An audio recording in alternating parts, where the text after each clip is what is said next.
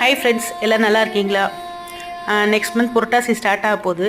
எப்படியும் 30 டேஸ் பெருமாளுக்கு விரதம் இருப்போம். அதை ஏன் 48 டேஸ் இருக்கக்கூடாது அப்படின்னு சொல்லிட்டு நான் நேற்றுலேருந்து விரதம் ஸ்டார்ட் பண்ணியிருக்கேன். சரி, அந்த 48 டேஸும் நம்ம லைஃப் ஸ்டைலையும் கொஞ்சம் மாற்றி ஹெல்தி லைஃப் ஸ்டைலாக எடுத்துகிட்டு போவோம். என்னென்னா நோ சுகர் நோ மில்க் எடுத்து பார்ப்போம் அப்படின்னு நினச்சிட்ருக்கேன். அதே மாதிரி விரதங்கிறதுனால நான் 1 மீல் தான் எடுத்துக்கிறேன். ஸோ அதுவுமே ஹெல்த்தியாக எடுத்துக்கலாம் அப்படின்னு முடிவு பண்ணியிருக்கேன். ஸோ இன்றைக்கி என்ன பண்ணேன்னா, காலையில் நான் பிரேக்ஃபாஸ்ட் வந்து பட்டர் டீ எடுத்துக்கிட்டேன். அதுவும் நோ சுகர் எடுத்துக்கிட்டேன். அதுக்கு பதிலாக டேட்ஸ் வச்சுக்கிட்டேன்.